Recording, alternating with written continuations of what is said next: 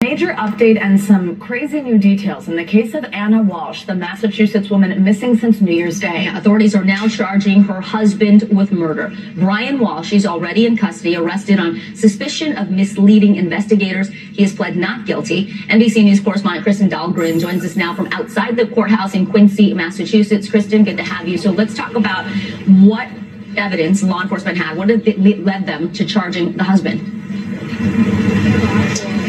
Right. Good day. Really some gruesome and shocking evidence presented. Let's start with some of those alleged internet searches on Brian Walsh's his young son's iPad. They included how long before a body starts to smell, how to stop a body from decomposing, 10 ways to dispose of a dead body, how long does DNA last, is a hacksaw the best tool to dismember, can you be charged with murder without a body, can you identify a body with broken teeth. So just one after the other, allegedly over a several-day period that Brian Walshe was, according to prosecutors, making these searches.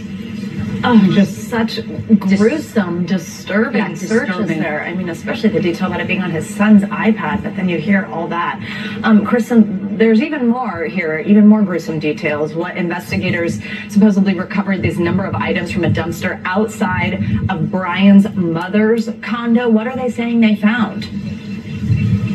Right. So then the physical evidence, and they say they found bloody knives, bloody towels, a hacksaw, also items belonging to Ana and her DNA, her COVID-19 vaccine card, the clothes she appeared to be what she was last seen in, a Prada purse that belonged to her, part of a necklace that belonged to her, and then things that he's alleged to have bought at various stores in the days following her disappearance, carpet rugs, tape, and 10 trash bags with stains consistent with blood. They also say that he was caught on surveillance tape dumping what appear to be heavy trash bags. They believe those bags have already been incinerated. Her body still has not been recovered. They believe that that may have been in those bags. His attorney said that they don't have a strong case, and she will continue to fight this in court. Back to you guys. It is so sad, especially for their 3 children. NBC News correspondent Kristen Dahlgren. Kristen, thank you. Let's now stay on this and bring in NBC News legal analyst Danny Savalos and pick up partially on there what she just said at the end. There's so many questions. Type of case. I mean, you hear those details and you're just like,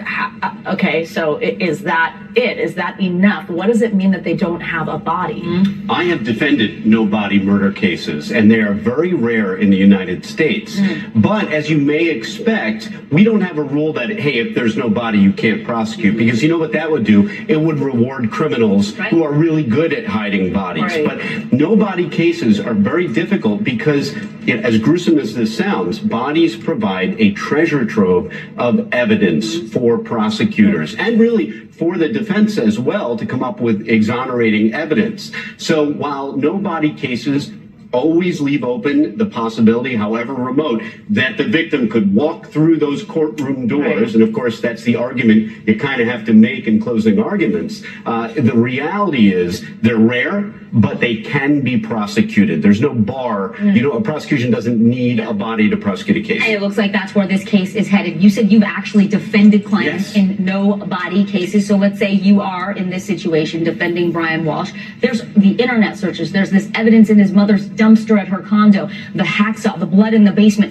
How do you conjure up reasonable doubt for a jury in a case like this? It's tough. Defense attorneys, we don't get to pick our facts. It's the prosecution that chooses the facts they want to take to trial. And here's the reality. Sometimes you've got a dead bang loser. Sometimes you've got a case that is just so tough, all you can do is retreat to the reasonable doubt. You pound the podium with that. And in a no-body case, you raise the idea, however remote, that she could possibly still be out there, ladies and gentlemen, and the prosecution can't even tell you how exactly this person died. Look, it's not the best, but you got to work with what you have. Okay. Wow. Danny Savalos, fast.